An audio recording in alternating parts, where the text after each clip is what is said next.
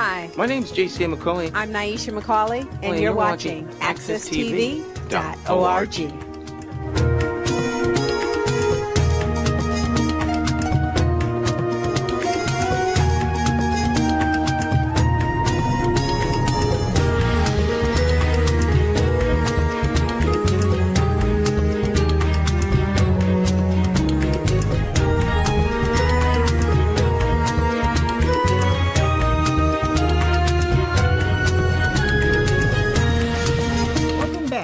To Miss Cleo's Storytelling Corner. My name is Cleo Duke Wright, and I'm the owner of Cull Books at 677 Blue Hills Avenue in Hartford, Connecticut. And that is always a welcome to you to come and join us and spend a little time at Cull Books. Well, today, this is February, Black History Month, and I thought, what are heroes? What do we want to learn about history? And I think we should start by learning about the heroes in our families, the heroes in our neighborhoods, in our communities. Who are those local heroes? And when I look back on it, one of my heroes in my family, although I have several, one of the heroes in my family is my Aunt Dorothy. And she was a difficult person sometimes, but a loving person. She was always thinking, and she walked with her head high, and people thought she was a little snooty at times. But she was a great thinker. And she was brought up in Hartford, Connecticut. Well, she was born in Hartford, Connecticut, brought up in both New Britain and in Hartford. Her mother was a maid for one of the families in West Hartford, and so she was gone a lot of the time. And she would hire babysitters, and not all babysitters are reliable, I suppose. And eventually, the state took her children because sometimes they would be wandering the streets, so they said. And so she was brought up under the state and went to what we'd call a county home. And when I was a kid, when I was a child, we had Children's Village, and in Windsor there was a county home, and she was there, and she went into foster care. But actually, her and her siblings, as far as I was concerned, was brought up by white folks. And they had that way about them that made black folks look at them in a funny kind of a way. You know, a lot of us remember the phrase, "you trying to be white," when it was just their way, because they knew almost nothing about their own culture. And when you think of us as a people, our culture was actually stolen from us. But then to have your culture stolen from you again because you were not introduced to it until you were older. So your behaviors were different, your thoughts were different, and people that looked like you thought you were just trying to be smart.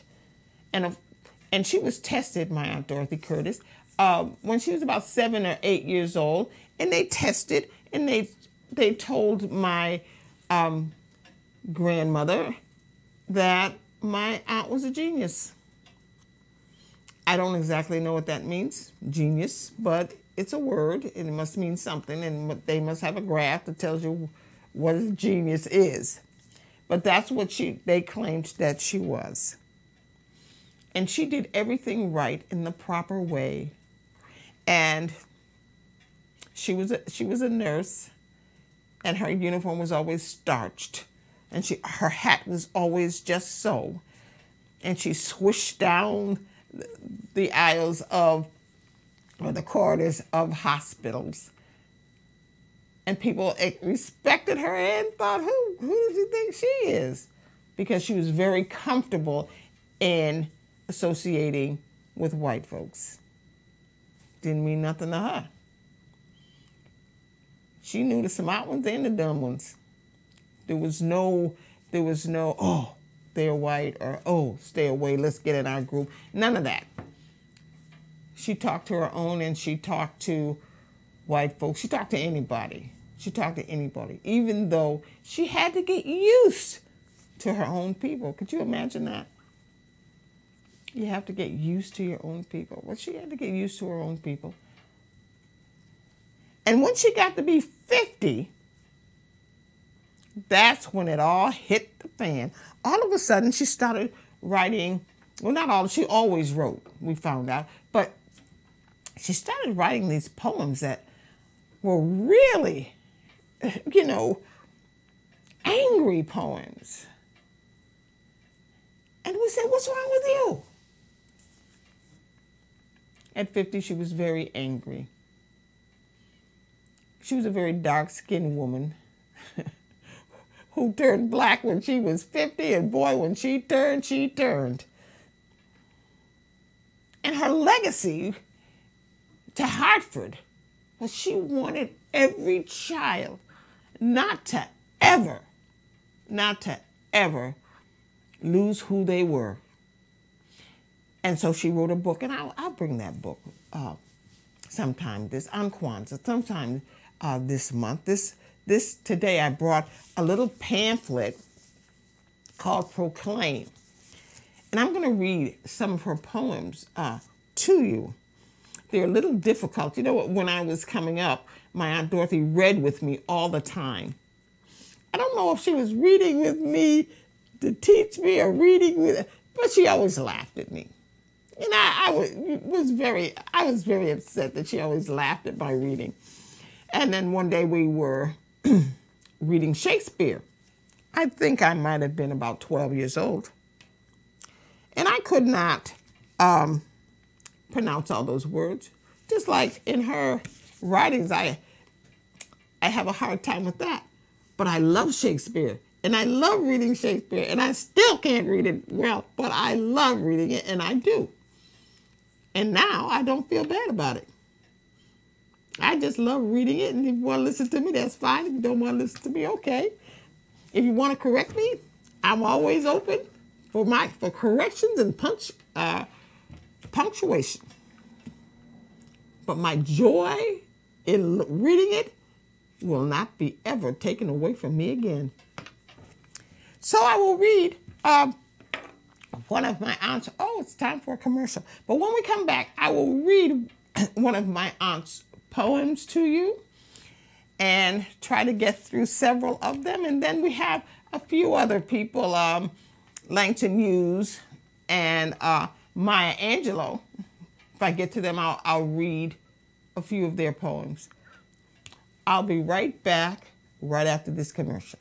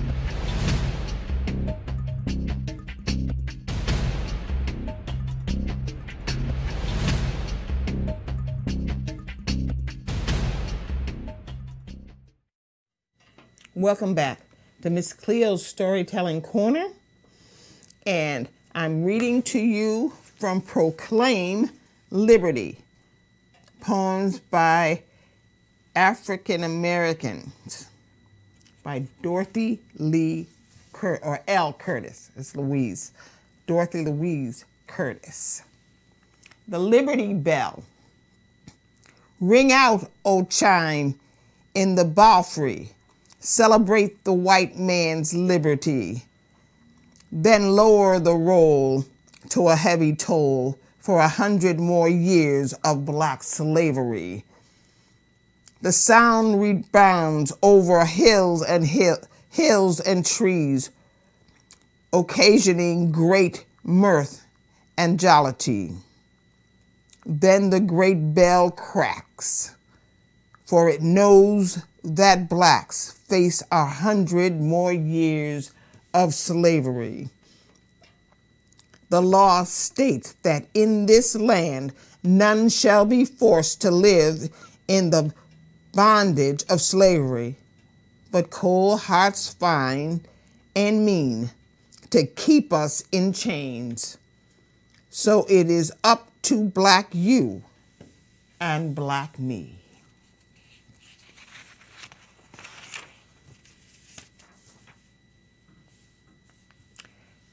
Blacks and the Revolution. Blacks were eager to fight in the revolution. They were fighting for freedom that they thought they would have, that they were promised. They begged to fight for liberty. We're told this is a white man's cause. We don't need slaves to win our fight for freedom from King George's laws. The redcoats said, fight on our side. We'll set you free as a reward. Full 50,000 heard that call and rushed to don a British sword. The Yankee cried, what's to be done? We'll lose the war. Oh, what a bother. Just suit them up and give them guns. They ought to be good for the front line fodder. Up went the slaves to the head of the line, black warriors charging to the fray. Battle after battle, they did just fine, winning many medals, often saving the day. When the guns had stopped and peace was won and a brand new nation came to be, General Washington said, well done. You have struck a blow for liberty. There is something more that I must say. I know we said your trial would end, but you'll have to wait for another day. We need slaves more than we need friends. Lemuel Hayes and William Lee, Peter Salem Poor, Crispus Attucks, Agrippa Hall, they helped to open freedom's door, and thousands more. Their names are known for freedom fought on sea and land. Their spirits wait and will not rest till all blacks join the Freedom Band. Dorothy Curtis.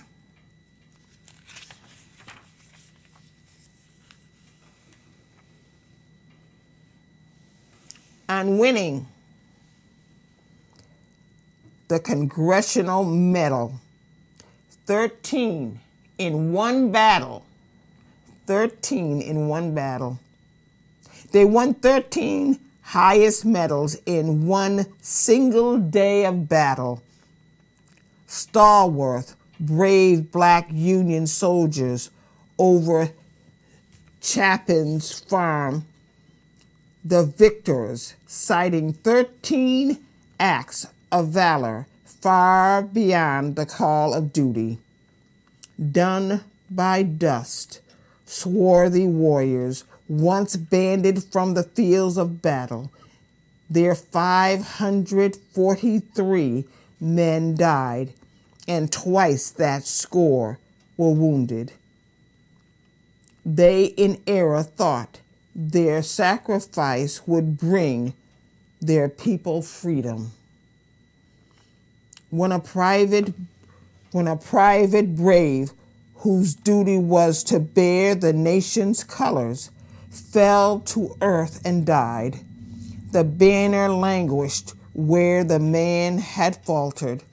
Swift as light, a trooper pried the flag from clutched of dying fingers, hoisted it above the tumult, rushed ahead to lead the column, seeing blue and white and scarlet.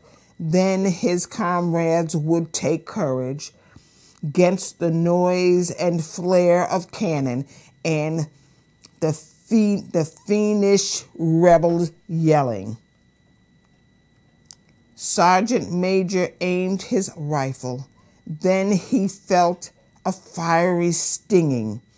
Thought he saw at his left shoulder glistening shreds of flesh and sinus holding fast. Attention, forward, firmly bent his firing finger, killed his target, waved the troops ahead to storm the foe's position. Pain of wounds he felt no longer, for his spirit tasted glory. On he trod and marked his progress with a trail of bloody footsteps. Rebels killed the troop commander. Not an officer left living, only yards remained between them and the happy hour of triumph. First, a moment in suspension. Hint, a disarray beginning. Then a sergeant took possession, snapped them to, and led them forward.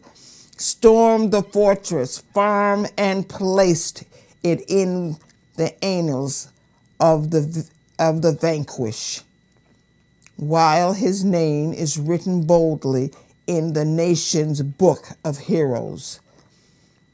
Fleetwood, Hilton, Penn, Radcliffe, Bronson, Kelly, Miles, and Beatty, Gardner, and Veal, and Harris. Close the list with Barnes and Holland. They won 13 shiny medals, highest given in the nation, vesting all they had so others could enjoy a land of freedom. They were fighting for their children. Just another cruel deception. It is left to us to make those shiny medals keep their promises.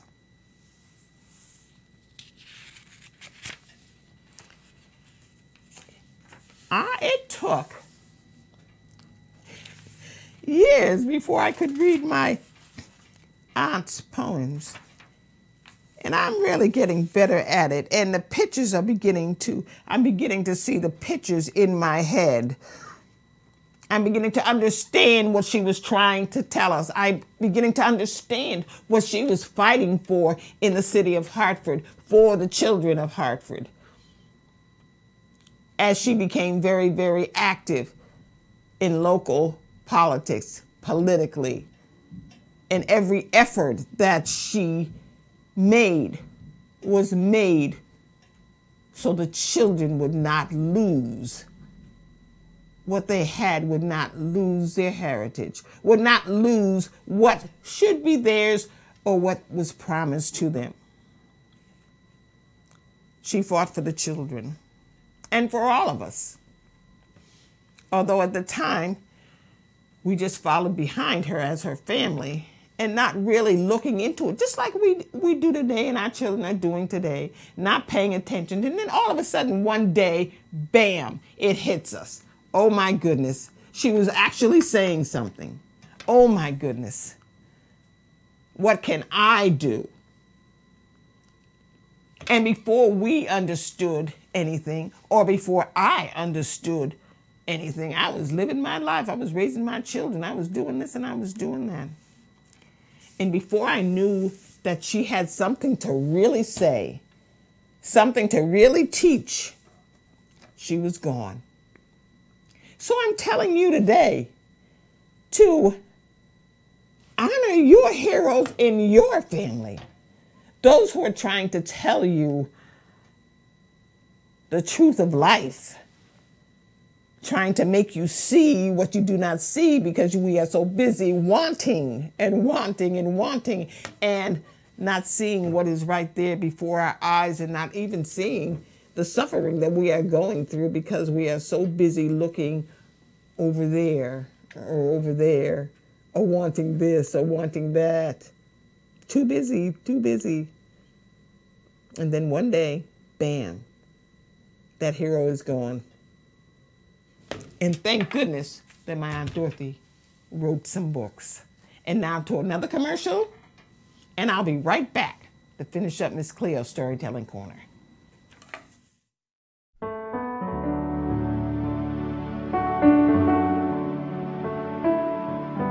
Black History Month.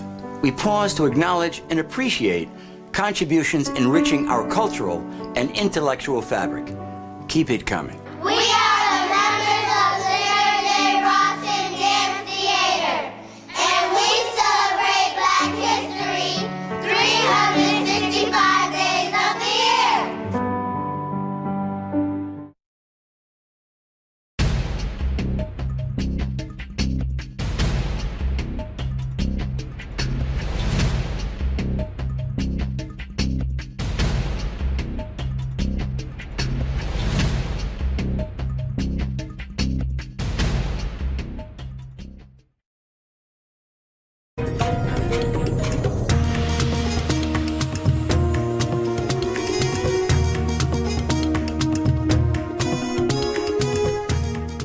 The folks at Cull Books in Hartford want to remind parents, kids need to exercise the most important muscle in their body, the brain. How do you do that? Read. What happens? Well, let me tell you.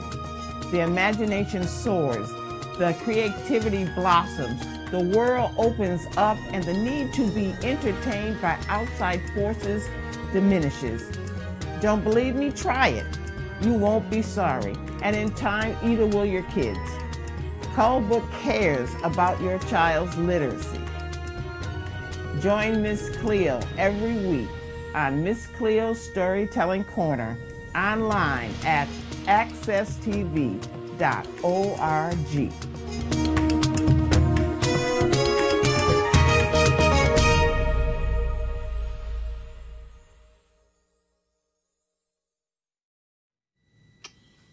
Oh, thank you for sticking with us. And welcome back to Miss Cleo's Storytelling Corner and Poems by Dorothy L. Curtis.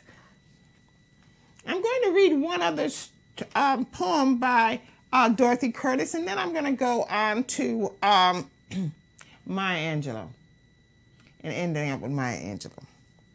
Maybe two poems, I don't know. Depends on how I'm feeling at the end after I read this one, okay? On the Gettysburg Address, he claimed that we were a nation conceived in liberty, based upon God's equality. How blasphemous the lie!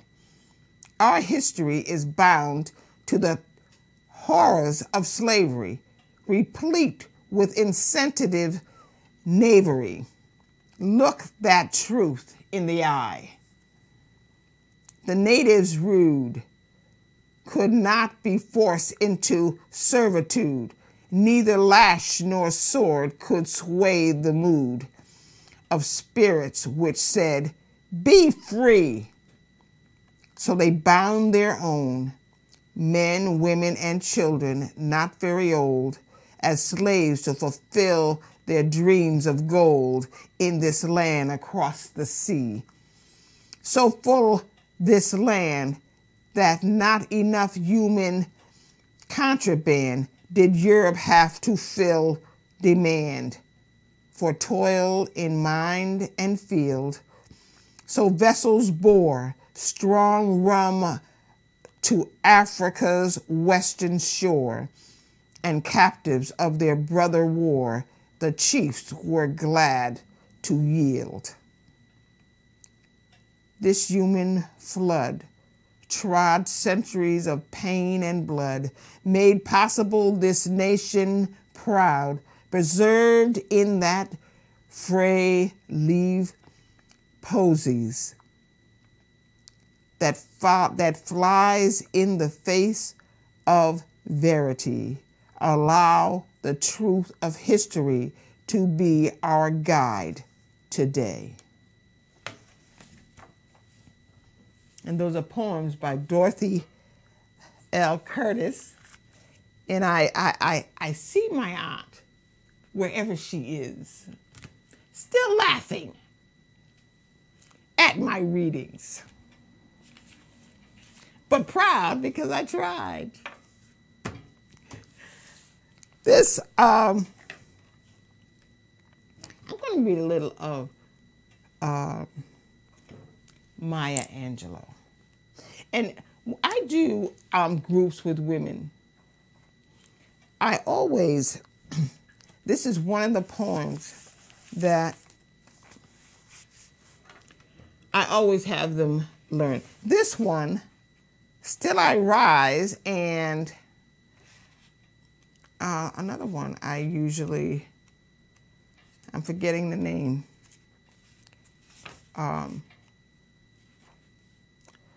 Of that poem, but I'll get it. But we're going to read this one. Still I rise. No matter what happens in life, you have to get up. No matter how many times they knock you down, you have to get up. No matter how many mistakes you make or how many horrible they are, you got to get up. Isn't that something?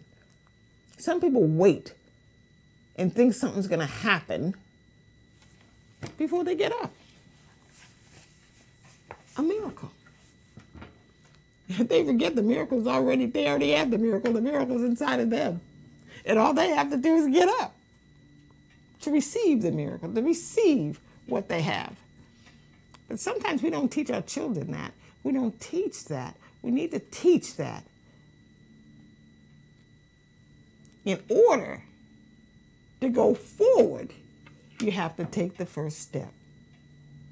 And if you're laying on the ground, you have to get up and take the first step. We kind of forget that sometimes, don't we? We cry about this and we cry about that, but we don't take a step to change it. And that's the sadness of it. That's the sadness of it. When you see something that you need to change, you step up. And if you're feeling down, this is a great poem. Still I rise. Still I rise. Okay. You may write me down in history with your bitter, twisted lies. You may trod me in the very dirt, but still like dust I rise. Does my sassiness upset you? Why are you beset with gloom? 'Cause I walk like I've got oil wells pumping in my living room? Just like moons and like suns, with the certainty of tides, just like hopes springing high, still I rise. Did you want to see me broken? Bowed head and lowered eyes, shoulders falling down like teardrops, weakened by my soulful cry? Does my haughtiness offend you? Don't you take it awful hard, 'cause I laugh like I've got gold mines digging in my backyard. You may shoot me with your words. You may cut me with your eyes. You may kill me with your hatefulness, but still, like air, I rise. Does my sexiness upset you? Does it come as a surprise that I dance like I've got diamonds at the meeting of my thighs? Out of the huts of history's shame, I rise. Up from a past that's rooted in pain, I rise. I'm a black ocean leaping and wide, welling and swelling. I bear in the tide, leaving behind nights of terror and fear. I rise into a daybreak that's wondrously clear. I rise, bringing the gifts that my ancestors gave. I am the dream and the hope of the slave. I rise, I rise, I rise.